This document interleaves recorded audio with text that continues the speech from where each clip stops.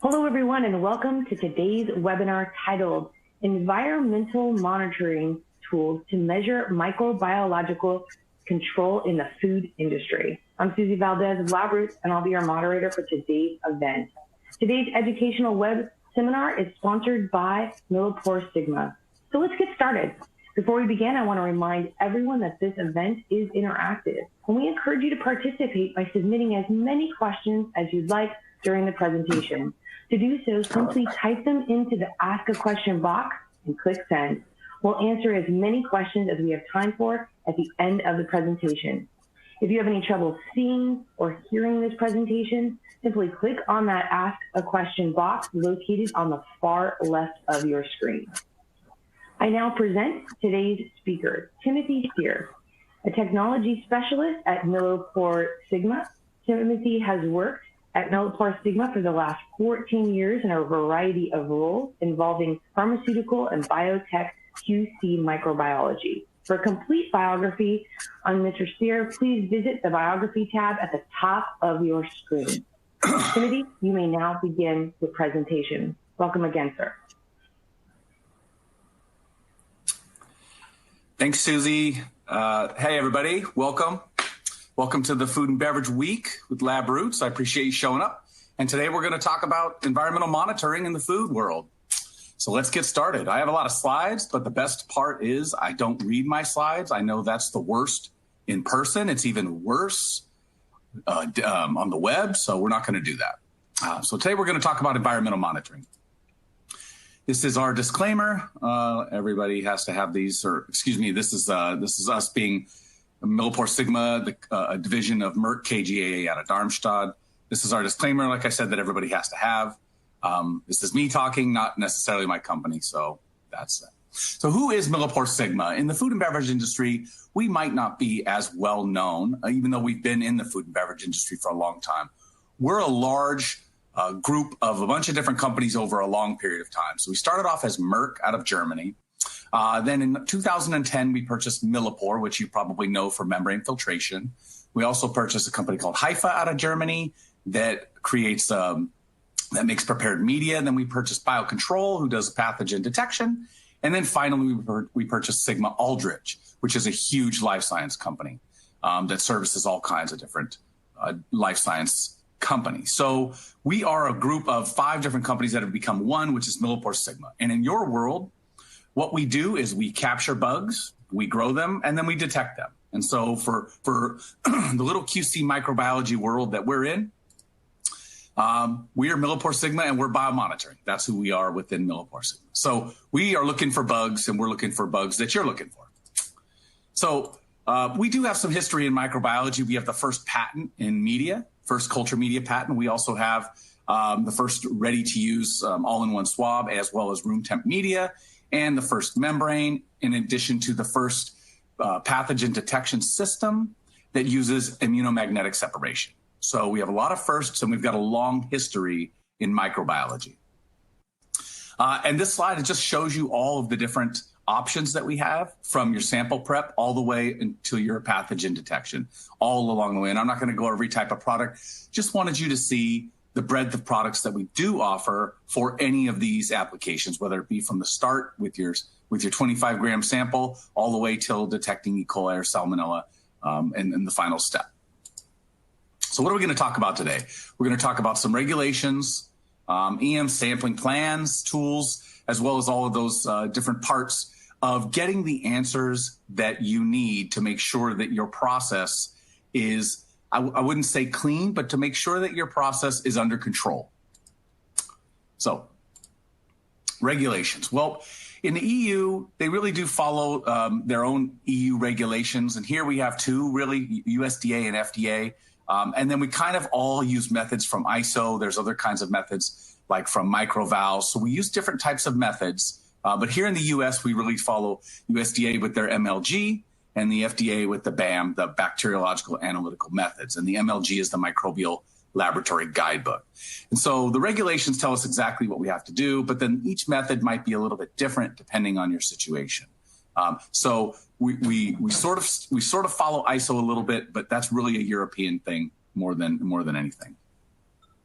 So what governs our environmental monitoring? What governs our production process? It's HACCP, Hazard Analysis Critical Control Point. And it's just a risk-based approach. So when I look at my process and I look to see at a point where in my production where my product is touching a conveyor, that's certainly going to be a critical control point, or where a lot of people are touching an on-off button, or a lot of people are working in an area with some bins. Those are going to be some critical control points that need to be measured.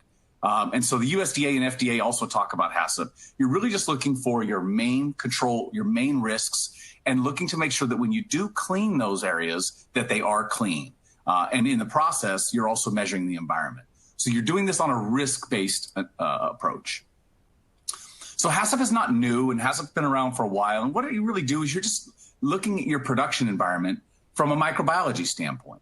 So where are the most risky parts of my process? And that's where you want to start. And that's most likely going to be your product control, or excuse me, your product contact surfaces. So you look at your production and you say, oh, I see, here are my most critical points, and then my second group of critical points, and my third group of critical points. So you just continue down that road, and then you say, how much can I accept at that critical point? Maybe it's no pathogens whatsoever. Maybe it's under 100 CFU per gram, or 100 CFU per sample, per swab. So you want to establish those limits. And then your procedures. Are you going to use a swab? Are you going to use a sponge? What type of products would you need to make sure that you get that done in a efficient manner? And then what happens after that is, if I find something that I'm looking for and I don't want to have present in my environment, now you have to have a corrective action. How did it get there? And if you cleaned, did you clean it well enough to get rid of it? And so you want to make sure that your corrective actions are effective in getting rid of that particular either pathogen, or it could be just a total bioburden. And then you just verify. And that's what a lot of this is. A lot of environmental monitoring is verifying, because we know that we clean, and we know that we use a lot of disinfectants and sanitants, and we just use environmental monitoring tools to make sure that those procedures are working. And clearly, everything in these operations have to have good record keeping and documentation. And a lot of instruments out there will help you with that without having to write things down. It's just all automated. So establish monitoring procedures. So we just make sure over the course of time that our process is working. And so in the process of whether or not when we ran our production, and then we clean, and now we measure, and then we just repeat that cycle over and over and over again, and we're looking for trends. Well, the most important thing about environmental monitoring is trends, because I can have a one-off type of situation, and that might not be a big deal. But if I continually see the same problems over and over again, I might have a harborage or a niche that's harboring different types of pathogens. So you want to make sure that you are trending your data to see those types of problems. So when you're doing EM, you're just going to make sure that your process is under control, and that control is based off of you. It's based off of what your company decides that is important. So if you have a specific limit, and that limit matters to your type of product, to your type of environment, that's going to be a limit that will be different from other places. And so you just want to make sure that you're trending, and when you have those interventions, when you have those problems, that you're able to facilitate getting rid of those problems, and that you don't have as many when you're doing the environmental monitoring. And that's what that's really for, is to make sure that you don't have as many problems causing to a reduction in production and a reduction in product coming out of the warehouse. So sampling plans. So they're following GMP and HACCP guidelines. You're really just trying to prevent cross-contamination. And what this really means is, you're trying to find the balance. You don't want to create contamination by doing sampling. So you're just making sure that your sanitation is working, and that your environmental preventative controls, your doors, your airlocks, your HVAC systems, that they're all working. And that's how you want to look. So we're just going to go over these really, really, really fast. You're going to choose where, how often, what are you going to be looking for? What are the levels? So you could be doing personnel monitoring, air monitoring, indicator organism, pathogens, allergens. So you should be able to have a plan that decides what part of each site what are you looking for at each particular site? Because it could all be different. So the zones that we're looking at are usually 4 zones. That's the industry standard. And I'm not going to go over every single word here, but the zone 1 is usually product contact surfaces. And zone 2, if you think of it as a bullseye, zone 1 is the bullseye. Zone 2 is the area outside of the bullseye, the little extra area. Zone 3 might be the bigger part. And zone 4 is really kind of like, again, the locker rooms. You're talking about product storage, maintenance. So those different zones, obviously zone 1 is going to be the most important zone because you have direct product contact. And that's where you're going to have the majority of your testing between zone 1 and zone 2. Zone 3 and zone 4 certainly will have some testing, but it's not as critical as the product contact surface. So here's some examples of zone 1. We're doing a lot of sponging, sponge sickles, more sponging than swabbing. So we've got an ice scoop there, and we've got some conveyors. So those are just some examples of some zone 1 sampling. And then we got zone 2. So that conveyor nook on the bottom left, that isn't product contact surface, but it's right there. And so if there's any splashing or spilling and you're cleaning and you realize that that could be a harborage point because it's a little nook, a little cranny where bugs like to live, you may consider sampling in that area as well. And there's some other examples of what zone 2 would look like. So zone 3, again, is that third area. This drains. It's on the upper right, we've got a forklift operator's steering wheel. And so those are areas where you say, again, it's not going to be the most of my sampling, and they're going to be quite dirty. But when we talk about looking for bugs through a facility, you may very well find that that bug has traveled from a zone 4 to a zone 1. You may very well see that it's traveled from the raw material into your zone 1. And so that's a good way of, if you see something in the zone 3 and zone 4, that organism might be traveling through your facility. And then again, some examples, there's a water fountain, a keyboard. Again, these aren't going to be as common, but it certainly gives you clues as to where you might find where the contamination came from. So devices and techniques. Well, we all know about the sponge sickle. It's very famous. And we got the Whirlpack bags. There's a variety of different products out there. People have all kinds of different, their personal choice. They might have a bag with a sponge sickle that has lethine broth and it has sterile gloves. They might have just the sponge sickle. There's lots of different options that are out there. But most people are using sponges in that zone 1 area. And then there's also the swabs, and we showed that with that conveyor crevice where someone was using kind of a swab, a little bit of a spongy swab to get into those nooks and crevices.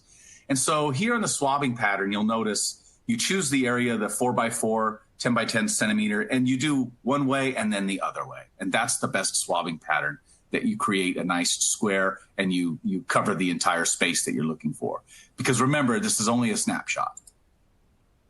And so a very important point is that the sanitizers are not inhibiting growth. A lot of times we might have sanitizers that exist still in our environment, and we want to make sure that when we're sampling that those sanitizers aren't coming along for the ride and inhibiting growth. I might have a bug that's able to survive. It's maybe on a biofilm. It's able to survive some of these really toxic sanitants, again, toxic to the organisms. And we might have bugs that are trying to survive. And that sanitant might inhibit that growth in our process. So you want to look to make sure that some of your sampling process, like having lethine broth or using your ATP swab that has some sort of neutralizer that will allow those sanitants to be neutralized and the bug can grow if it's present. So in the sanitizer and the neutralizers that we're talking about, a lot of people use lethine, a lot of people use DE neutralizing, and I'm not going to go over this entire chart, but you can see that, many facilities, if not most, use some sort of quaternary ammonium compound. And you can use neutralizing buffer, lethine, and DE neutralizing buffer broth for those quaternary ammonium compounds, but buffered peptone water doesn't work with any of them as far as neutralizing. So this just gives you a good idea of the type of media that you can use in order to neutralize those sanitants. So what tools are we using? Well, we've got ATP, allergen sampling, viable sampling, and viable could be in the air or personnel, and then EM indicator organism detection. Tool number one, ATP testing. I'm sure many of you are familiar with this. This is a lot of swabbing, and this is looking for ATP, which is present in all cells. So we're not looking particularly for organisms. I mean, we are, but we're unable to tell the difference between, say, a food residue versus an organism residue. So we're looking for total ATP. And what this really tells us is how clean did we get our environment? When our cleaning procedure, when we used our sanitant, our ammonium compound or our peracetic acid compound, how well did we do? Because ATP is in every cell. And that ATP reaction will create a light or relative light unit. And it's got several different terms, but it's based off of bioluminescence off of the firefly. So ATP testing is really just validating how well we clean. It won't tell you how many organisms are there. That's not the purpose of ATP testing.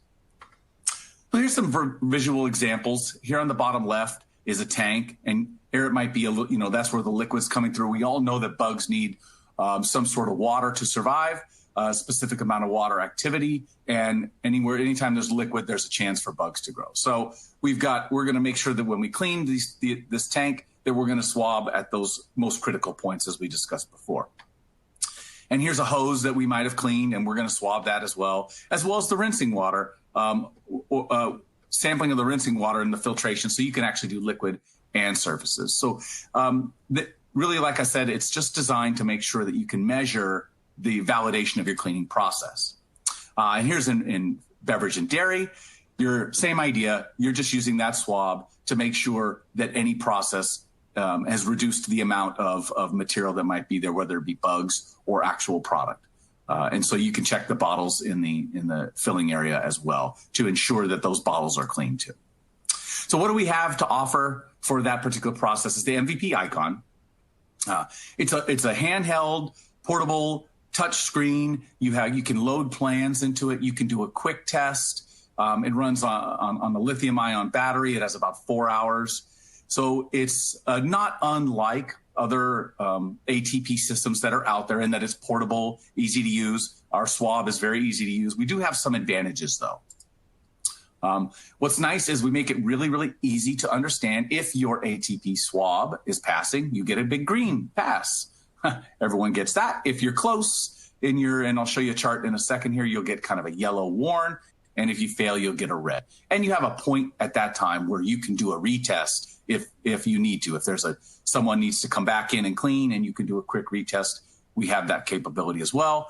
And one of the nice features is that we have a test point randomization where you're not going to be biased testing the same order over and over and over again. You can randomize your test point, and that gets rid of any bias that you might have in the sampling plan. And so this is what I was talking about with that pass, warn, and fail. There's relative light units, and we call them zones. So you could say in a zone, and again, it's not exact because ATP is not an exact science. The amount of light that reaction puts off is not, it's not perfect. How about that? It's not a chemistry, technically, like let's call it a titration. So we get into the pass area, and then we're close to the warn area, and we might say, okay, well, we need to clean here again. And then definitely if we get into the fail area, we certainly have quite a bit of ATP, and we need to go ahead and reclean that. So it makes it so that it gives you a nice visual clue as to when you feel good about your facility and when things might be getting out of control. So the zones of cleanliness is a nice, easy way to see how clean your facility is in the field. So it's not something you have to calculate.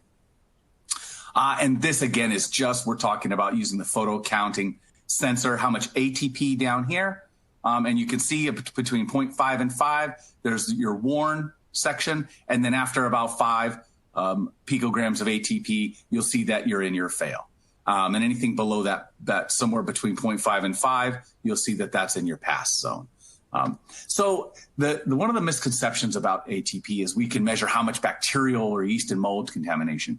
And really the best systems can only get down to about 100 CFU as far as a contamination. And if you have 100 CFU, that's pretty contaminated on the surface. So it's just unable to tell you if you have contamination. You're really only able to see that your cleaning was validated. And so here's our sampling device. Again, there are other swabs, there are other ATP systems on the market. This is the one that we have. And so we can give you nice pictures of how this works. We have up here in the top is our reagent. And so we do our swabbing and we push our plunger into the swab and it's going to disperse the reagent, allowing to make sure that we get rid of any, we're not having to worry about the swab being in the activation process. So as the solution flows down, you just press it, put the swab into the machine, and it's going to give you a read really, really quickly. We do have neutralizing buffer to eliminate that potential interference from those sanitants. So this just gives you another secure feature of making sure that the swab isn't causing any interference and that you have repeatability from user to user. So very easy. You take the swab out, you swab your area, again, back and forth, put it in, activate, put the swab in the tube, activate, put it into the reader, and then you're going to get your green, yellow, or red reading. Tool number 2, allergen testing. So allergens are certainly a hot topic. We have one allergen test that's total allergen test called the Flash. There are other swabs out there that test these specific allergens. Then we get the Big 8, and then in Canada, they've got a couple more.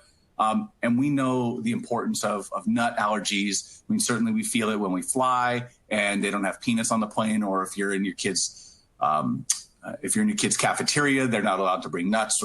So allergies matter quite a bit. And so, we have, again, a total allergen swab, but these other allergies are something you might be testing for in a very similar way as you would be testing for ATP. Usually it's swabs. And this is the offering that we have. So you still need to test the product for allergen testing in the final product, but a lot of people are doing environmental monitoring. It's the same idea. You're swabbing that 4x4 inch sample, you're activating, shake it for 5 seconds, and then you're going to read, except this one is a color indication. It's not an ATP, even though it looks the same. And so we can really measure about 20 micrograms of the protein. There isn't a way to get down to 3 micrograms. It's a secondary process that I didn't show here. But again, the swab sampling is very similar to ATP, but the next step is that it's a colorimetric reaction. Tool number 3 is our viable air monitoring and compressed gas testing. Not everybody does viable air monitoring. I highly recommend it. There's 2 ways to do it. You can do it settling plate, which is putting a plate out and seeing what falls. Really only captures anything above 8 microns, even larger, I would say, in a lot of cases. Whereas with an active sampler, you can say, I have X amount of contamination in 200 liters of air or 400 liters of air. And it gives you an actual number that when you trend, you'll be able to see a little bit better. It'll give you something that's more quantitative. And those captures particles down to about 2 micron. So really any of your fine particles that might be in the air. Active sampling, this is our Civ Impact, the MAS100 Eco. Again, there are other samplers out there, but this is ours, and this uses a 90 millimeter plate, and it has a little holes in the top of this lid. And then this is our RCS that has centrifugal impaction. And those are really the only 2 types of impactors that are out there for viable air sampling. So active air sampling, and again, this is active. You're pulling in air versus allowing air to settle onto your plate. This is the MAS Eco. How much are we sampling? Well, that's going to depend. Usually people are sampling enough to get a countable count.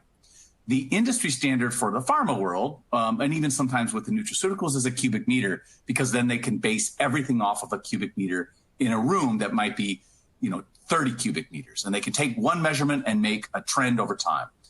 But often in the food industry, a cubic meter is too much, and you just end up with a plate filled that you can't count. So really you should be sampling enough so that you get a good count. And you can extrapolate, and that's fine, because you're really just trying to get an idea of how much contamination you have, again, trending. So 200 liters, 300 liters is fine. How long? Again, that's going to depend on your HACCP. Maybe you do it for 2 minutes. Maybe you do 10 2-minute samples. That's just going to depend on your risk plan. What do you want to know? Really what you want to know is you want to know when things spike. If you have a consistent 20 CFU per sample and all of a sudden you get 100 CFU, that's when you want to take action. You know that something is going wrong. You probably have some sort of harborage or some sort of contamination occurred that might have risk to your product. But what do you do with the data? Again, you're going to trend it. You're going to trend that data over time to make sure that when you see that 100 CFU, you'll know that it's out of trend, not that it doesn't mean anything. And so use your HACCP plan. Make sure that you're saying, I'm measuring where it matters the most, and I'm going to take action when I'm out of spec.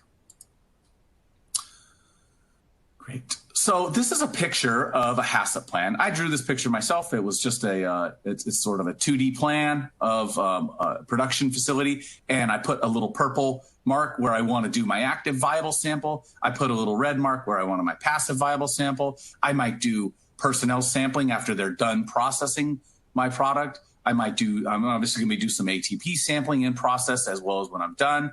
So this is just a plan that you want to have when you're looking at your total environmental monitoring, viable air sampling, as well as personnel. You just want to have a plan that's nice and easy to read. So centrifugal impaction, this is our RCS instrument, and this uses a little strip that is a little bit different than a 90 millimeter plate. It takes 10 minutes for a cubic meter sample. It's 1 minute per 100 liters. So if you wanted to do a 200 liter sample, it's going to do it in 2 minutes. Excuse me. It is very portable, lasts long. This is an example of what the bugs would look like on the strip. So you just count those bugs and whatever you see. And we have yeast and mold strips and TSA strips. It's cleanable. And again, I'm showing you a centrifugal. We have one. There aren't many centrifugal impactors on the market, so this is an option for you. Again, there are other samplers that do exist. Of course, we're low bias that ours are the best. So totally cleanable. And let me go back one. And this also adapts with our compressed gas sampler. So this is a pretty common instrument in the food and beverage industry for sure. And this is that picture that I was just talking about. This is that same instrument. This instrument turned sideways attached to this compressed gas adapter. So we'll talk a little bit about these two instruments. Again, we're in the active air sampling. So sieve impaction is where you have a head that has 300 or 400 holes, and you're drawing the air through and impacting onto an auger plate. The nice thing about this is that all auger plates fit. You don't have to worry about who your supplier is. Of course, we have plates, but all auger plates will fit. Again, 10-minute sample, same idea. It's 1 minute per 100 liters. Again, portable. There's what hopefully your plate doesn't look like that, but it's possible. And that's what your end result would be, is you would be able to just count all those organisms, colonies on the plate.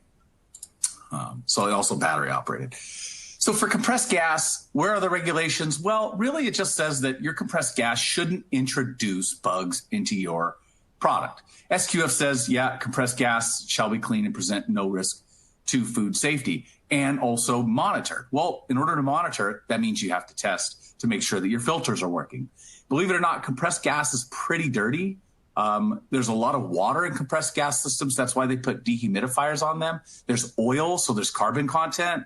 And when you have carbon content in water, that's definitely a breeding ground for bugs. So compressed gas can be a major contributor of contamination to your product. So you want to make sure that it's clean. And we use filters to clean it, but you still have to monitor. So this is that RCS with the compressed gas adapter. Again, there are other methods for measuring compressed gas. I don't personally recommend blowing gas into a bag or onto a sponge. Those aren't really all that accurate for measuring your compressed gas. We do sell samplers and people do use those other methods. It's just not going to give you that much. It's not going to be very quantitative and not repeatable. So I recommend using a viable sampler for compressed gas. And this would attach directly to your compressed gas line, and you don't have any need to bring a pressure reducer because the nozzle does that itself. And this could be used in any compressed gas situation. In addition, this head comes off and the sampler can be used for viable sampling. So this is a dual purpose setup, which a lot of people really like because they know they need to be testing their compressed gas, but they can also use it for their ambient viable monitoring. Passive air sampling. It doesn't get any easier than this. You take a plate, you put it out. You leave it out. About 4 hours is the max. Most of the data, when you're talking about a deep fill, like our plates are naturally deep fill, they're 30 mils. You're going to get about 4 hours before it starts to dry out. And anytime we have dry out, we're not sure that we can get the kind of contamination recovery that we want when we put it in the incubator. So max 4 hours. I know people leave it out for an hour or maybe half hour. So passive sampling is super easy. Settling plate, you leave it out, and all it does is just whatever falls onto it, falls onto it. You can use TSA, SDA. I would not use, and it's definitely not recommended to use selective media, meaning like a McConkey or a Chapman or cetramide. You're not going to get the recovery that you're looking for because those are really designed for subculturing, not for direct contamination detection. So we have different varieties for what you're looking for total bugs and yeast and mold. Also, you can use our MC Media pad. What you do, it's a pad that has nutrients in it. You leave it open for 3 hours, and then you add 1 ml of sterile water, and then you cover it up and put it in the incubator and read it the next day. And so that would be your final result of an aerobic count for air sampling. And then we're looking at indicator organisms. So we're looking for bugs that indicate that we might not have a clean environment. Something like coliforms would be an example. So they indicate that there might be an environment that bugs that we don't want, like Listeria, Salmonella, or E. coli, are growing. So it gives us an idea, too, of the type of population that we might have. With a similar idea with our ATP testing, we're verifying our sanitation procedures, but we're verifying it a little bit more geared towards microbes. We're looking to see what kind of microbes are present. So it also makes sure that if we cleaned, that it cleaned, again, cleaned the right way, that that we have process control steps, that we're making sure we don't want to allow the ingress of these microbes. And so that's what this is going to be looking for. But again, geared towards microbes, bacteria, yeast, and mold. So we might also be looking for coliforms and our Bacteriaceae. We're trying to find to make sure that any of those harborage sites that we know can exist don't start to migrate to our product. That's the most important thing. And that's what we're looking for with our indicator organism testing. Again, same idea. You want to make sure that part of the plan that you know your process, are you looking for Chronobacter? Are you looking for Salmonella? Are you looking for coliforms? You want to make sure that you understand your product and what the risk is to your product. Again, if you're making baby food, and your Chronobacter obviously is a high priority organism, but if you're making like a dry product, a dry kind of regular cereal product, Chronobacter might not be as important to you. Something along those lines. This is just an example of what might be acceptance limits. You might have your target is less than 100 CFU per gram per sample. Maybe we'll call it a swab, and then we will accept anything less than 500.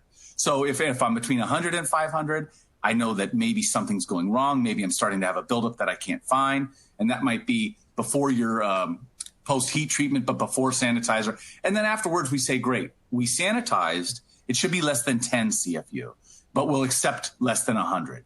Now, if we're at 90, we realize that maybe we weren't as effective as we should be.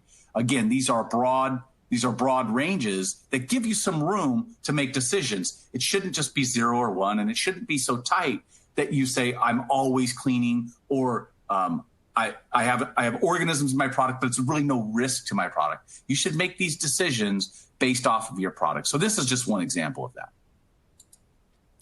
EM pathogen testing. Well, some people are going to be looking for actual organisms. Again, most people are looking for Listeria. You might be looking for Salmonella. You might be looking for E. coli. So if you had something in your zone 1, like Listeria, obviously that's a direct hazard to your product. So you would know. So many people, especially if the product's a little bit wet, or even if it's cold storage, they're going to be looking for Listeria. Most people, and if they find Listeria, they're going to, they might ID it to L mono, but it's going to be a cause for concern, Listeria. Again, some people might be looking for Salmonella. You might be looking for Chronobacter. It just depends on your product, and it depends on the risk of those pathogens to your product. So for corrective actions, you might stop, quarantine the product, and re-clean. You're going to want to make sure that you retest. You're going to want to make sure that whatever was there is no longer there. And if it is, then you've got some sort of harborage, and that bug is sort of living in your environment. And that's not what you want. So then you want to say, where did it come from? Root cause analysis is important. And that's where if you have good data throughout the facility, you might be able to determine that it came from a raw material or it was brought in with somebody. And those are two important things to know. If you're doing a good environmental monitoring program, you might find out. Root cause is tough. Everybody knows root cause is tough because bugs are transient and they tend to come and go. And you might say, I have no idea where it came from. We tested everywhere. We couldn't find it again. Everybody knows that, but you still have to do your root cause analysis. So then you just, in that case, if you do get a positive pathogen, you're going to repeat in zone 1 and adjacent zones until you show absence in 3 samples. And then you're going to resume your manufacturing and close out that kappa. And that's why trend analysis is so important to know how common that is happening for you. So then in zone 2, 3, you reclean and then repeat the test for a negative result. Again, it's not as critical in zone 2 and 3. It's still critical in zone 2, but not like zone 1. And then zone 4, you just want to make sure, that you're not seeing that type of pathogen in zone 4, because that might be where it's originating from. So here's an example of something like in an RTU or ready to eat food segment. In zone 1, I'm testing my product contact site, conveyors, hoppers, and I'm looking for specific indicator organisms and Listeria, and I'm doing that weekly, post-cleaning, daily, and then it just depends how many would be dependent upon the line. That's just one example. This is just one very simple example. And then adjacent to zone 1, I'm going to be looking for pathogens weekly and a 10 to 15 sample, and the rest you can see. So that's the type of plan that you should have, again, all based off of HACCP and based off of your product and the risk of those pathogens to your product. So what pathogen detection products do we have available? Well, we've got everything, as I said in the beginning, everything from granulated media to prepared media. MC Media Pad, we have for rapid aerobic yeast and mold. That takes a 1 ml sample. We got transient plate for salmonella. And RTU media. We have we do have prepared media, prepared buffered peptone water. We have bottled media, media for lithine broth and tubes. We got the sim plate. That's a color that looks for a total count and also can look for other organisms like Campylobacter. And then Assurance GDS is for our pathogen detection. And that is for E. coli, Salmonella, Chronobacter, Listeria. And so we have lots of different products for EM indicators and pathogen detection. And I believe that is the end. There's some references, and that's the end of my presentation. And I will look to see if we have any questions.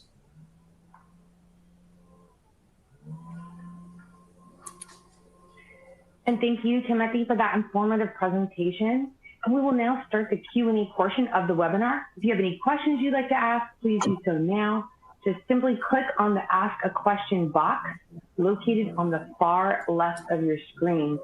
So let's get started. We already have a few questions coming in. The first question is, what is the main goal of the environmental monitoring? Yeah, and one of the things about environmental monitoring is you don't want to just do it to do it. You want to do it to find information, because that information is what you're going to act on. You need to be able to act. If you find something and you don't know the importance of that piece of information, then you won't know how to act. So environmental monitoring gives you a plan to know when to act and when you're starting to see a trend so that you don't end up having to throw out food or throw out product. It's a good plan to reduce the risk of losing product in the long term. Thank you for that. And I want to thank our audience for these questions coming in. We do have time for a few, so please send those in while we're here. What are some environmental monitoring mistakes or misunderstandings that might occur? Yeah, so a lot of times people think that they get one result and they think, oh, well, this is a fail, or I get one result and this is terrible, and what do we do here? Environmental monitoring is more about trending. It's more about knowing what to do with that information. So a lot of people think that one piece of information informs my entire process. And it's not technically true. Really, environmental monitoring is a snapshot in time. If you get a negative today, you might get a positive tomorrow. And without trending, without knowing what that information, what I can do with that information, people might either panic or they might not act at all. So it's a snapshot. Every time we take a sample, it's just a snapshot. It doesn't mean that today my environment was completely removed with Listeria. That's not technically what it means. It means that sample at that time did not have Listeria. Thank you for that. One audience member wants to know, can the flash allergen also detect sulfite in the production line? Yeah, give me 1 second. Sure. No, it does not detect sulfite. It detects in that big 8 for the United States. Yeah, sulfite's not part of that plan. Thank you for that. We have time for one more question. How much air do food manufacturers need to sample for viable air samples, Tim? Yeah, as I said, a lot of people I hear is between 200 and 400. The more you can do that gets a countable number, it's going to get you to a higher accuracy. So if you could sample a cubic meter and you end up with a countable range on your plate, then do a cubic meter. If you sample a cubic meter and you have TNTC on your plate, that's going to be too much. You're going to have to back it off to 200. I see in the industry, it's mostly between 200 and 500. Some cleaner environments will do more, but I would say it's between 200 and 500 is the most common. Timothy Cser, thank you so much for your presentation today. Do you have any final comments for our audience before we close today? Yeah, thank you. Environmental monitoring seems like one of those things that is more like why do we have to do this? There's a lot of samples. There's a lot of negative results. There's a lot of work that goes into environmental monitoring. But, the old saying, pound of cure is worth an ounce. A pound of cure is worth an ounce of prevention. Is really how you have to think of this. When you're using your tools to measure your environment, you're getting a heads up, and you're helping your company make good decisions so that you don't have to throw out product, so that you don't have to recall products, so that you don't end up on a headline because you have a Listeria or an 0157 contamination. So environmental monitoring is a very, very useful program to ensure that your facility is under control and that it's going to be beneficial to your company in the long run. I want to thank you again so much for your time today and for your important research. And before we go, I want to thank our audience members for joining us today and for their interesting questions. Questions we did not have time to answer and those submitted during the on-demand period will be addressed by the speaker via the contact information you provided at the time of registration. I'd also like to thank our sponsor, MilliporeSigma, for sponsoring this event. And I want to encourage the audience to check out MilliporeSigma's booth and their exhibit hall. So check it out. This webcast can be viewed on demand through June of 2021. Until next time, take care, be safe. Have a great day. Bye-bye, everyone. Thanks, everyone. Thanks.